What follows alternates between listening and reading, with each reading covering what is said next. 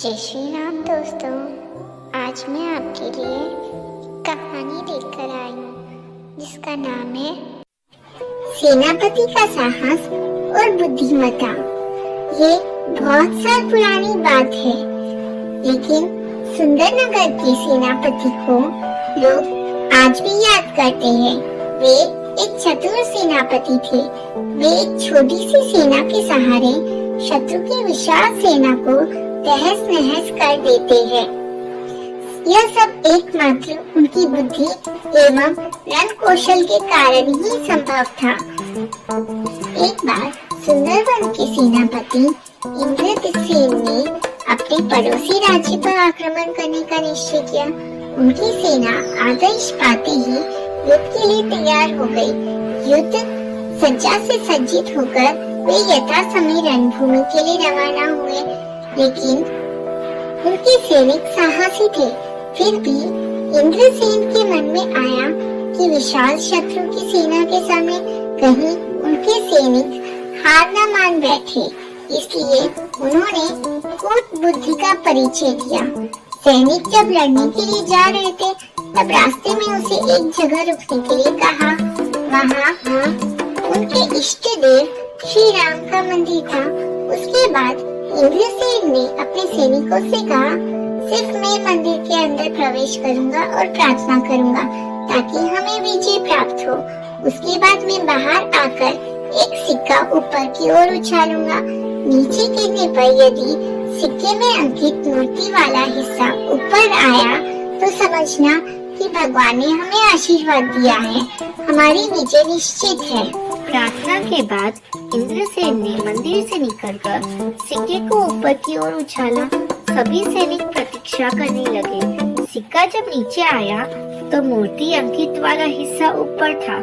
सेना खुशी से चिल्ला पड़ी।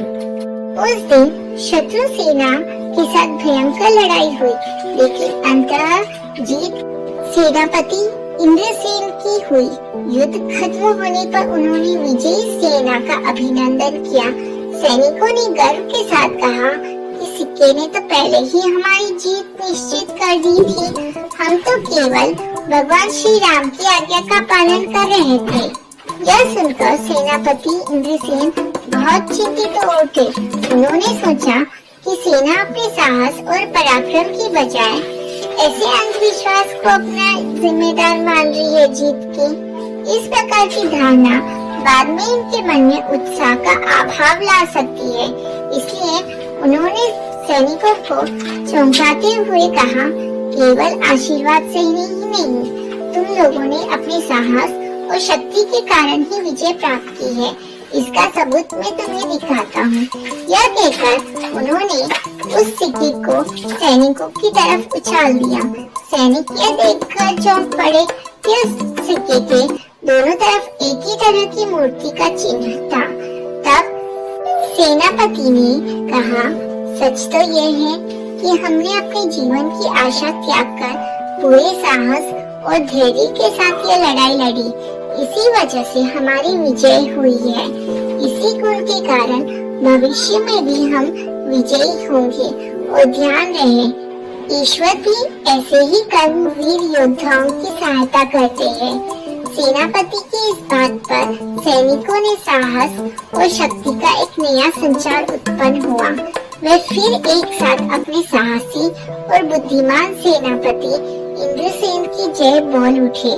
दोस्तों, इस कहानी से हमें यह सीख मिलती है कि सच्ची विजय केवल आशीर्वाद पर निर्भर नहीं होती, यह आपकी मेहनत, साहस और शक्ति पर आधारित होती है।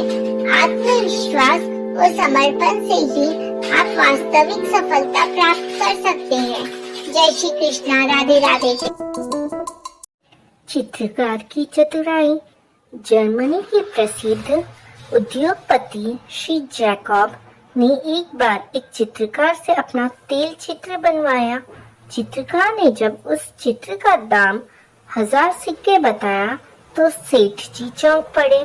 उन्हें लगा मूल्य बहुत अधिक है, पर यह बात वो चित्रकार से कह भी नहीं सकते थे। इसलिए उन्होंने चित्र पर एक सरसरी निगाह डाली और बोले, ये चित्र बनाया है इतनी मोटी नाक और मुंह ऐसा बद्धा, इसकी सूरत तो मुझसे बिल्कुल नहीं मिलती। ले जाओ यह चित्र मेरी नजरों के सामने से। चित्रकार बहुत ही चतुर और अनुभवी था। पल भर में वो सारी बात समझ गया, लेकिन उसने सेठ के आरोप का विरोध नहीं किया। शांत स्वर में बोला, कोई बात नहीं, चित्र आप नहीं लेना चाहते तो ना ले। बस एक कागज पर सिर्फ यह लिख दे कि इस चित्र की शक्ल मुझसे बिल्कुल नहीं मिलती। सेठ जी ने खुशी से लिख कर दे दिया।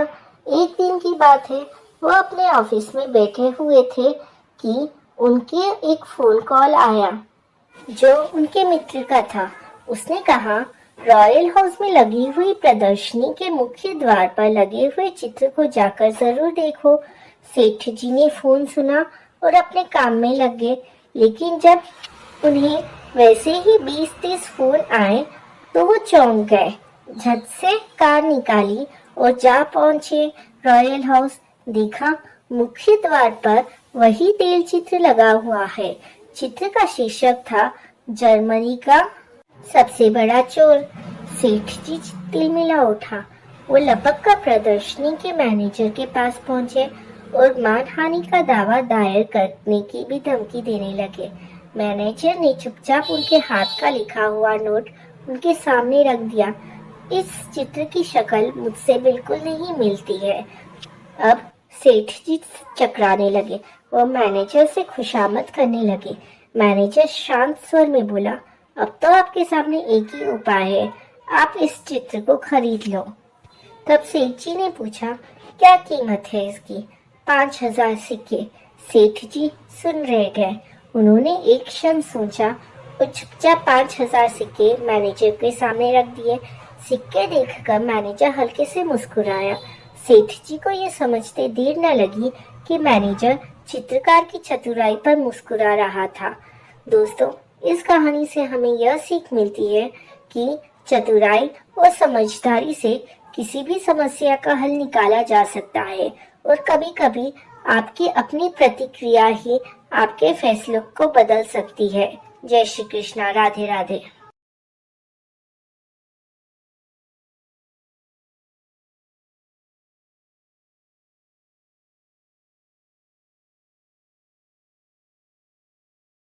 न्याय की परख।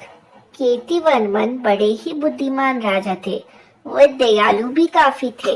उनके राज्य में प्रजा बड़ी सुखी थी। कीर्तिवर्मन अपनी प्रजा का पूरा पूरा ध्यान रखते थे। प्रजा भी अपने राजा को खूब चाहती थी। सब कुछ ठीक चल रहा था, मगर अचानक एक दिन वज्रपात हो गया। राजा कीर्तिवर्मन चल बसे। पूरे राज्य में शोक सा छा गया। राजकुमार यशवर्मन अभी छोटा था, फिर भी राज्य की परंपरा के अनुसार उसी का राज्य अभिषेक कर दिया गया। यशवर्मन उम्र में अवश्य छोटा था, मगर वो बड़ा ही बुद्धिमान था। उसमें अपने पिता के अलावा अन्य गुण भी मौजूद थे। प्रजा को अब वो चिंता सताने लगी कि राजकाज कैसे चलेगा। उन्हें यशवर्मन की बुद्धि पर अभी भी विश्वास न था। मंत्रीगण भी अभी यशवर्मन को कच्ची बुद्धि वाला ही समझते थे। एक दिन राजा यशवर्मन महल की छत पर बैठे थे। तभी उन्होंने एक आदमी को देखा। वह महल के दरवाजे पर अपनी पीठ रगड़ रहा था। उसके कपड़े काफी गंदे एवं फटे हुए थे। आदमी का शरीर भी काफी गंदा था। राजा ने अपने नौकर को बुलाया। नौकर के आने पर उसने कहा, जाओ उस आदमी को मेरे पास बुला कर लाओ। नौकर उस आदमी को बुला लाया। राजा ने उससे पूछा, वहाँ तुम क्या कर रहे थे? महाराज, मैं अपनी पेट की खुजली मिटा रहा था। मैं अकेला था, अपनी खुजली मिटा नहीं सकता था, इसलिए आपके दरवाजे पर पेट रगड़ने लगा। इससे मेरी खुजली मिट गई। उस आदमी ने जवाब दिया, तुमने इतने गंदे कपड़े क्यों पहन रखे हैं? लगता है कि तुम कई दिनों से नहाए नहीं हो। महाराज, मैं गरीब आदमी हूँ, मेरे पास सिर्फ यही कपड़े हैं, इस कारण मैं इन्हें रोज रोज धो नहीं सकता और स्नान भी नहीं कर सकता हूँ। उसकी बात सुनकर राजा यशवर्मन को बहुत अधिक दुख हुआ। उन्होंने अपने मंत्री को बुलाया और उसे आदेश दिया इस गरीब आदमी को अच्छे कपड़े व 1000 स्वर्ण मुद्राएं दे दी जाए। आदेश का तुरंत पालन हुआ। वह आदमी राजा को दुआएं देता हुआ चला गया। मंत्रियों एवं दरबारियों ने भी राजा की दयालुता की तारीफ की। अगले दिन राजा ने फिर एक आदमी को देखा। वह भी अपने बदन को दरवाजे से रगड़ रहा था। उसके कपड़े भी बहुत गंदे एवं फटे हुए थे। राजा ने उस आदमी को अपने पास बुलाया और पूछा वो वहाँ क्या कर रहा था। महाराज, अपने बदन की खुजली मिटा रहा था।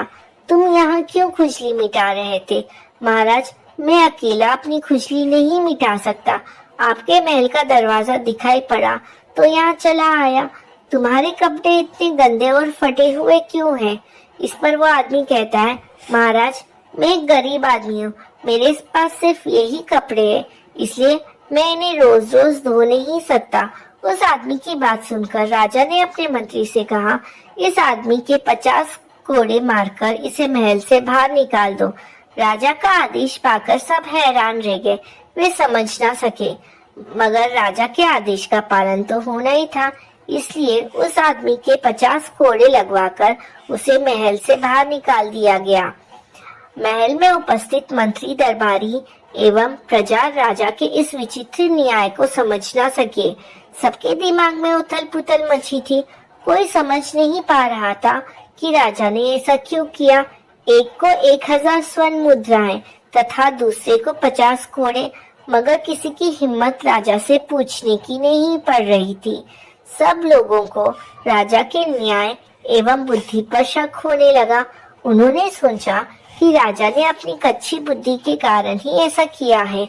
उनमें अभी समझ की कमी है। अब तो इस राज्य का भगवान ही मालिक है। एक दरबारी ने बड़ी हिम्मत करके राजा से पूछ ही लिया, महाराज, एक बात हमारी समझ में नहीं आई। महाराज ने पूछा, कौन सी बात? तब उस आदमी ने कहा, महाराज, आपने कल एक गरीब आदमी को 1000 स्वर्ण मुद्राएं दिलवाई थी, जबकि आज एक गरीब आदमी को 50 कोड़े लगवा दिए। इसमें हैरानी की क्या बात है? कल वाला आदमी वास्तव में गरीब था। आज वाला आदमी गरीब बनने का नाटक कर रहा था। कल वाला आदमी मजबूरीवश यहाँ आया था, जबकि आज वाला लालचवश। वह आपने कैसे पहचाना महाराज? कल वाला आदमी गंदे कपड़े पहना था। उसके बाल एवं हाथ पैरों में काफी मिट्टी लगी रही थी। आज जो आदमी आया था, उसके हाथ पैर एवं बालों में मिट्टी नहीं लग रही। वह आदमी अपने हाथ की उंगली में हीरे की एक अंगूठी भी पहने हुए था। बताओ, क्या हीरे की अंगूठी पहनने वाला गरीब हो सकता है? नहीं महाराज, नहीं। सब एक साथ बोल पड़े। बस इसलिए उस नकली गरीब आदमी को कोड़े मारे गए और असली गरीब आदमी को स्वर्ण मुद्राएं दी गई। महाराज, आपने तो बड़ा ही अच्छा कार्य किया है। आपकी नजर तो सचमुच में बड़ी ही पार की वाली है। सबने मिलकर कहा। अब सभी के समझ में आ गया कि यशवर्मन भी बड़े दूरदर्शी राजा हैं। उन पर शक करना बहुत बड़ी भूल थी। प्रजा भी अब निश्चिंत हो गई। उसे विश्वास हो गया कि राजा यशवर्मन अच्छे ढंग से राजकाज चला लेंगे। यशवर्मन ने लंबे समय तक सफलतापूर्वक राज किया। उनके शासन में राज्य ने बड़ी तरक्की की। दोस्तों, इस कहानी से हमें यह सीख मिलती है कि सच्चे न्याय की पहचान और निर्णय करने के लिए गहरी समझ और दूरदर्शिता की आवश्यकता होती है। राजा यशवर्मन ने दिखाया कि कैसे असली जरूरतमंदों की सही पहचान कर उनकी सहायता की जा सकती है और छलावे को सजा दी जा सकती है। यह कहानी सिखाती है कि गहराई से समझने और परखने से ही सही न्याय किया जा सकता है। जय श्री कृष्णा। राधे राधे। मालिक और काना नौकर। एक बार की भांति एक घर में एक नौकर था। उसका नाम तो पप्पू था, लेकिन उसका मालिक उसे काना कहकर बुलाता था क्योंकि उसकी एक आंख खराब थी। वो नौकर जब मालिक की तरफ देखता है तो मालिक को लगता था कि वो दूसरी तरफ देख रहा है, और जब वो दूसरी तरफ देखता है तो लगता है जैसे कि मालिक को दिख रहा हो। कोई भी बात होगी, अपनी बात कहने से वो नहीं चूकता था। बहुत बोलता था, दिन भर बक किए रहता था। फिल्म, रसोई घर, पढ़ाई लिखाई तथा अड़ोस पड़ोस के साथ साथ दुनिया में क्या हो रहा है सबकी खबर रखता था। मोहल्ले की हर नई खबर भी पप्पू ही उसके मालिक को बताता था। घर का काम धाम भी अच्छे ढंग से करता था। घर में सब उसे प्यार करते थे, लेकिन उसके मालिक की उससे बिल्कुल नहीं पटती थी। काना है, लेकिन अपने को किसी फिल्मी हीरो से कम नहीं समझता है। उसका मालिक उसे बात बात पर काना कहता रहता, या यूं समझिए कि वो उसे कभी पप्पू कहता ही नहीं था। वो उसे अपनी तरफ से काना नाम ही दे चुका था। वो उसे काना कहता है तो वो बुरा भी नहीं मानता था, उसे प्रेम से ही बोलता था। वो एक बार उसने उसके मालिक से पूछा भी था कि मेरा नाम तो पप्पू है, अच्छा नहीं लगता क्या आपको? तब उसके मालिक ने कहा, पप्पू नाम तो ठीक है, लेकिन काम के अनुसार या रंग रूप के अनुसार नाम हो तो और भी ज्यादा अच्छा लगता है। अब देख, मेरा नाम चिराग है, क्योंकि मैं इस घर का इकलौता लड़का हूँ। तुम आंख से काने हो, इसलिए तुम्हारा नाम काना नाम है। तुम्हारे लिए एकदम ठीक रहेगा ये नाम। इसके बाद उसने कभी उसके मालिक से काना कहने की शिकायत नहीं की। वो उसे काना कहता है तो उसके मालिक को बहुत मजा आता था। एक दिन उसका मालिक साइकिल से बाजार जा रहा था। तभी अचानक एक जीप ने धक्का मारा और वो घायल हो गया। कुछ लोगों ने उसे उठाकर अस्पताल में भर्ती किया। पता चला कि उसके एक पैर में गंभीर रूप से चोट आई है। डॉक्टर ने बताया कम से कम 4-5 महीने तो बिस्तर पर लग ही जाएगा ये। एक हफ्ते बाद जब उसका मालिक घर आया तब काना ने कहा, बहुत दुखी की बात है छोटे साहब, अब आपका एक पैर खराब हो गया। पप्पू ने ऐसा कहा तो उसको लगा कि वो लंगड़ा कहकर चिढ़ा रहा है उसे। मन ही मन उसके मालिक को बहुत बुरा लगा, लेकिन वो उसे डांटता कैसे? उसने तो उसे ही खुले शब्दों में लंगड़ा भी नहीं कहा था, और फिर पता नहीं उसने ये बात उसे चिढ़ाने के लिए कही थी या सहानुभूति वश कही थी। जो भी हो, पप्पू ने 3 महीने तक उसके मालिक की सेवा की और 3 महीने में ही उसका मालिक चलने लायक हो गया। ये सब पप्पू की सेवा का ही परिणाम था। उस दिन से उसके मालिक ने उसे काना बोलना छोड़ दिया। दोस्तों, इस कहानी से हमें यह सीख मिलती है कि सच्ची सेवा और निष्ठा के माध्यम से ही किसी के प्रति सम्मान और समझ विकसित होती है। बाहरी विशेषताओं से ज्यादा महत्वपूर्ण किसी की सेवा और योगदान होता है। जय श्री कृष्णा। राधे राधे। जय श्री कृष्णा। दोस्तों, चिंटू की जादुई पेंसिल। चिंटू एक नटखट और शरारती लड़का था। उसकी पेंटिंग क्लास में हमेशा सबको हंसी आती थी, क्योंकि वो हर बार कुछ न कुछ गड़बड़ कर देता था। एक दिन चिंटू को एक पुरानी स्टेशनरी की दुकान में एक चमचमाती जादुई पेंसिल मिली।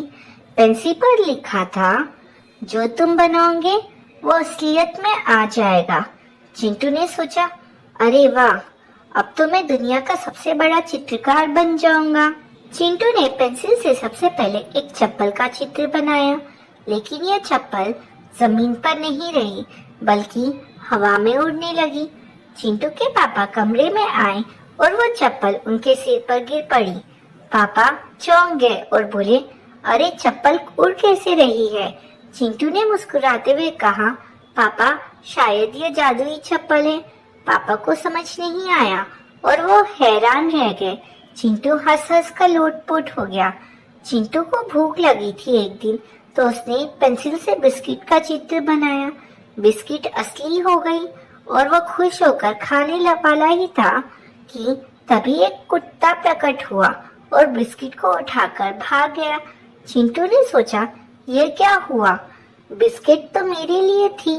कुत्ता दूर से हंसते हुए भौंकने लगा, मानो कह रहा हो, धन्यवाद चिंटू, स्वादिष्ट बिस्किट के लिए। ऐसे ही कुछ दिन बीत गए। एक दिन चिंटू की मम्मी ने कहा, चिंटू मुझे एक कप चाय बना दो। लेकिन चिंटू तो आलसी था। उसने पेंसिल से एक चाय का कप बना दिया। कप अचानक उबलने लगा और चाय हर तरफ फैल गई। तभी चिंटू की मम्मी ने उसे डांटते हुए कहा, अरे ये क्या हो रहा है? चिंटू ने झट से कहा, मम्मी यह तो जादुई चाय है जो खुद ही तैयार हो जाती है। इस पर मम्मी नाराज होकर बोली, चिंटू मुझे तुम्हारी यही बात अच्छी नहीं दिखती। हर वक्त शरारत करते हो और ना जादू का डाल देते हो। अगले दिन चिंटू अपनी जादुई पेंसिल स्कूल ले गया। उसकी दोस्त पिंकी ने कहा, चिंटू मेरे लिए एक सुंदर तितली बना दो। चिंटू ने फटाफट तितली का चित्र बनाया, लेकिन तितली असली हो गई और सारे क्लासरूम में हंगामा मच गया, क्योंकि सारे बच्चे उस तितली को पकड़ने में लगे थे। जब टीचर ने यह सब देखा तो टीचर ने उसे बहुत गुस्सा किया और कहा, ये सब क्या हो रहा है? इस पर चिंटू ने मासूमियत से कहा, टीचर जी ये तो तितली ने खुद ही शरारत कर दी। टीचर ने चिंटू को पेंसिल देखी और समझ गई कि ये साधारण पेंसिल नहीं है। उन्होंने चिंटू से वो पेंसिल ली और कहा, चिंटू इस जादुई पेंसिल का इस्तेमाल तुमने शरारत करने के लिए किया है, इसलिए तुम्हारे सारे कामों में गड़बड़ हो रही है। अगर तुम इसका इस्तेमाल किसी अच्छे काम के लिए करोगे तो तुम्हारे सब काम अच्छे होंगे। ये बात चिंटू को समझ में आ गई। चिंटू को ये बात समझ में आ गई, इसलिए उसने अपनी टीचर से माफी मांगी और चिंटू ने सोचा कि अब वो अपनी जादुई पेंसिल से कुछ अच्छा बनाएगा।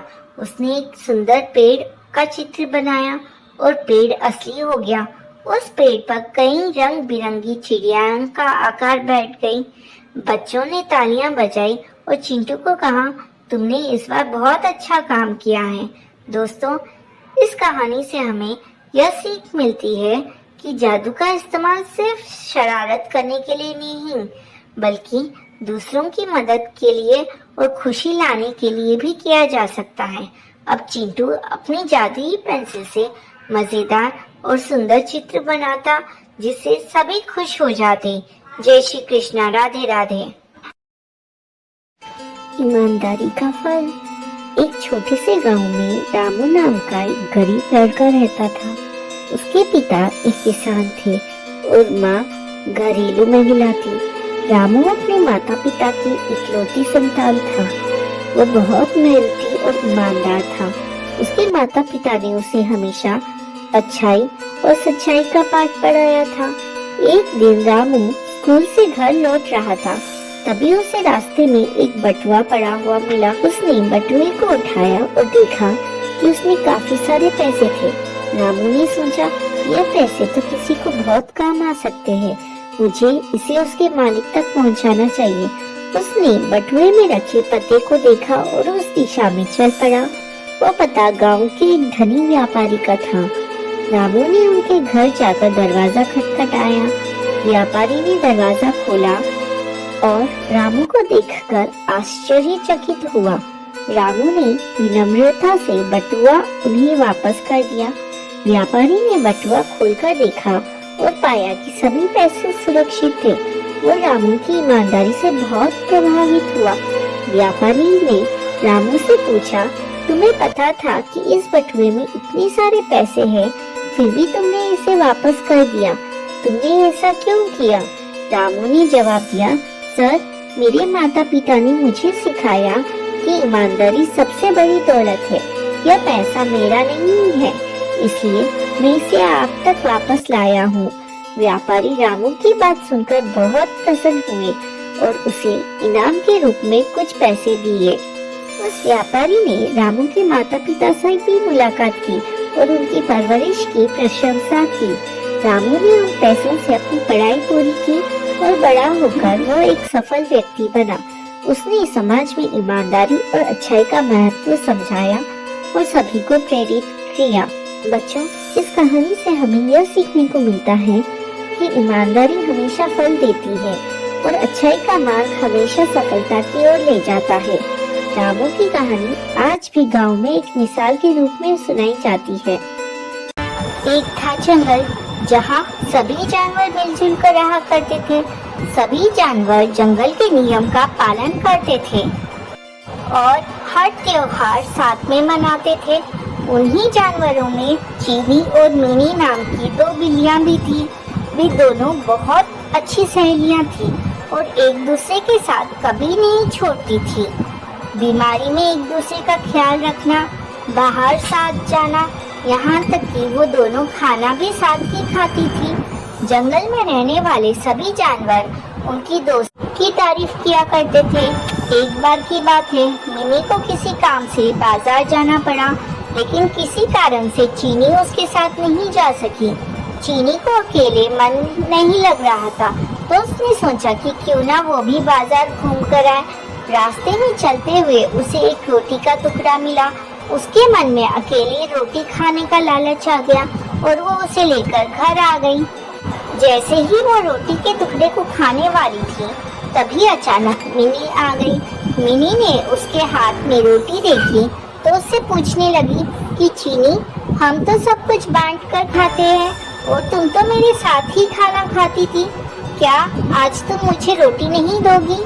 चीनी ने मिनी को देखा तो डर गई और मन ही मन मिनी को कोसने लगी। इस पर चीनी ने हड़बड़ाहट में कहा कि अरे नहीं बहन, मैं तो रोटी का आधा आधा कर रही थी ताकि हम दोनों को बराबर रोटी मिल सके। मिनी समझ गई थी और उसके मन में भी लालच आ गया था, लेकिन कुछ बोली नहीं। जैसे ही रोटी के टुकड़े हुए, मिनी चीख पड़ी कि मेरे हिस्से में कम रोटी आई है। रोटी चीनी को मिली थी, इसलिए वो उसे कम देना चाहती थी। फिर भी वो बोली कि रोटी को बराबर ही दी है। इस बात को लेकर दोनों में झगड़ा हो गया और धीरे धीरे ये बात पूरे जंगल में फैल गई। सभी जानवर उन दोनों को लड़ते हुए देख रहे थे। उसी समय वहाँ एक बंदर आया और उसने कहा कि मैं दोनों के बीच में बराबर रोटी बांट दूंगा। सभी जानवर बंदर की हाँ में हाँ मिलाने लगे। ना चाहते हुए भी दोनों ने बंदर को रोटी दे दी। बंदर कहीं से तराजू ले आया और दोनों ओर रोटी के टुकड़े रख दिए। जिस तरफ वजन ज्यादा होता वो उस तरफ की थोड़ी सी रोटी यह बोलकर खा लेता कि इस रोटी को दूसरी तरफ रखी रोटी के वजन के बराबर कर रहा हूँ। वो जानबूझकर ज्यादा रोटी का टुकड़ा खा लेता, जिससे दूसरी तरफ की रोटी वजन में ज्यादा हो जाती। ऐसा करने से दोनों ओर रोटी के बहुत छोटे छोटे टुकड़े बचे। बिल्लियों ने जब इतनी कम रोटी देखी तो बोलने लगी कि हमारी रोटी के टुकड़े वापस दे दो, हम बची हुई रोटी को आपस में बांट लेंगे। तब बंदर बोला कि अरे वाह, तुम दोनों बहुत चालाक हो, मुझे मेरी मेहनत का फल नहीं दोगी क्या? ऐसा बोलकर बंदर दोनों पल्लों में बची हुई रोटी के टुकड़े को खाकर चला गया और दोनों बिल्लियां एक दूसरे का मुंह ताकती रह गई। दोस्तों, इस कहानी से हमें यह सीख मिलती है कि हमें कभी भी लालच नहीं करना चाहिए। जो कुछ भी हमारे पास है, हमें उससे ही संतोष करना चाहिए और आपस में मिलजुल कर रहना चाहिए। लालच करने से जो हमारे पास है उससे भी हाथ धोना पड़ सकता है।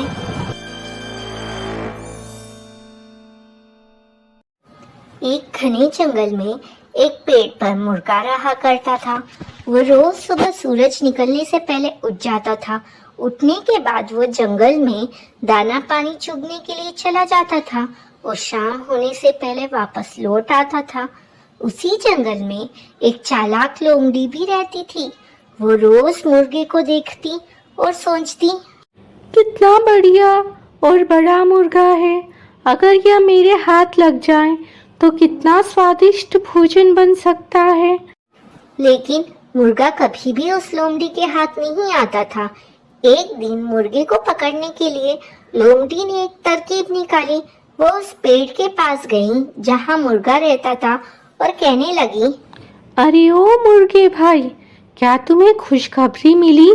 जंगल के राजा और हमारे बड़ों ने मिलकर सारे लड़ाई झगड़े खत्म कर देने का फैसला किया है। आज से कोई भी जानवर किसी दूसरे जानवर को नुकसान नहीं पहुंचाएगा। इसी बात पर आओ, नीचे आओ, हम गले लगकर एक दूसरे को बधाई दें।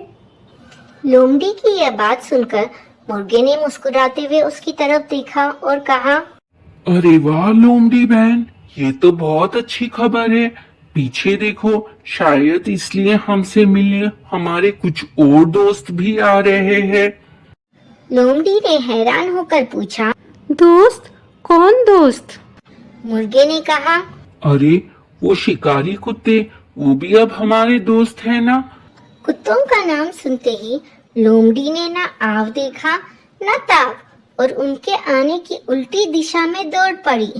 मुर्गे ने हंसते हुए लोमड़ी से कहा, अरे अरे लोमड़ी बहन, कहाँ भाग रही हो? अब तो हम सब दोस्त हैं ना। हाँ हाँ, दोस्त तो है, लेकिन शायद शिकारी कुत्तों को अभी तक यह खबर नहीं मिली है।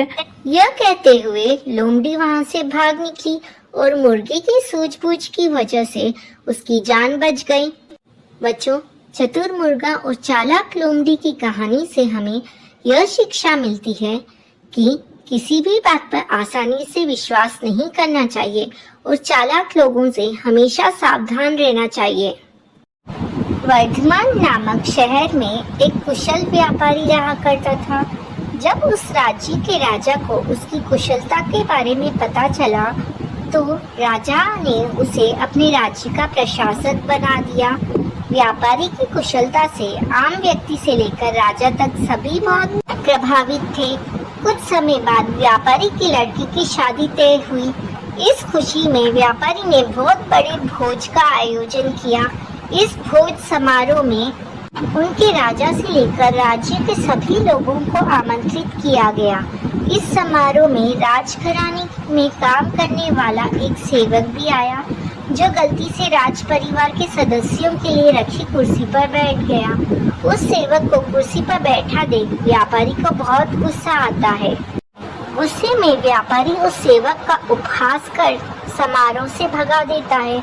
इससे सेवक को शर्मिंदगी महसूस होती है और वह व्यापारी को सबक सिखाने की ठान लेता है।